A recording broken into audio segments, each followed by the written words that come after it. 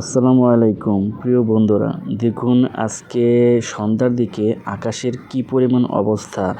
এমন মেঘ করছিল, আমরা প্রচুর ভয় পেয়ে গিয়েছিলাম। দেখুন দেখতেই পাচ্ছেন যে এক পাশে সাদা, আরেক পাশ থেকে কেমন জানি পুরো অন্ধকার হয়ে গেছে। মনে হচ্ছে যে ওই বিল্ডিংটার উপরেই মানে পুরো মেঘটা লেগে আছে। দেখুন কি ভয়ঙ্কর অবস্থা, এক পাশে কালো আর এক পাশে সাদা। তো আমরা সবাই সন্ধ্যার দিকে ছাদে ঘুরতে বেরিয়েছি, হাঁটছিলাম।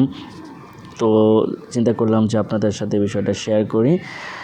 তো মানে এই মুহূর্তে আপনারা দেখতে পাচ্ছেন যে আমার ছোট মেয়ে মানে এখন মোটামুটি একটু সুস্থ, অনেক অসুস্থ হয়ে পড়ছিল। সে এই পরিবেশে ছাদে হাঁটতে পেরে মনে করেন যে অনেক খুশি। দেখতেই পাচ্ছেন কীভাবে দৌড়াচ্ছে, খুব খুশি। আর দেখতে পাচ্ছেন যে এখানে আমাদের একটা চৌকি রয়েছে আমাদের ছাদে।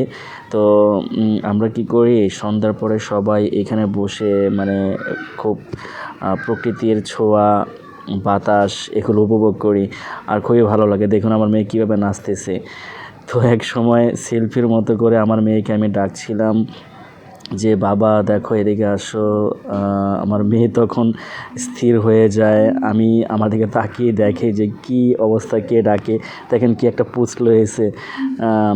নিছে যে বাবার হাতে এটা কি দেখা যাচ্ছে এরকম। তো আরও খুশি, দেখতেই পাচ্ছেন আবার আরেকটা পোস্ট নিয়েছে। আমি তখন টাটা দিলাম। আমার মেয়ে স্থির হয়েছে হারিয়েছে দেখেন।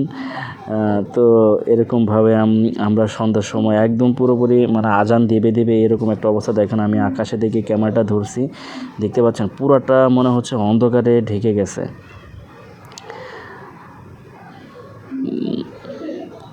দেখতেই পাচ্ছেন পুরো আকাশ যেন পুরো মেঘে ছেয়ে গেছে। আমরা একটু ভয় পাচ্ছিলাম, কেননা যে আমাদের রুমটা একটু ছাদেই, আর একটু ভয় লাগতেছিল।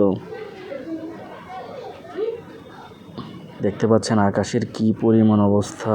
ও মাই গড, মনে হচ্ছিল বিশাল একটা ঝড় আসবে।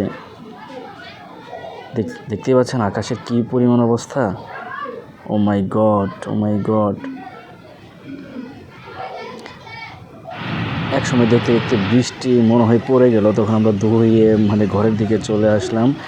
তো ঘরের জানালা দিয়ে আপনাকে দেখতেই পাচ্ছেন যে 1 মিনিটের মধ্যে এমন জোরে বৃষ্টি নামছিল, বলার মতো না।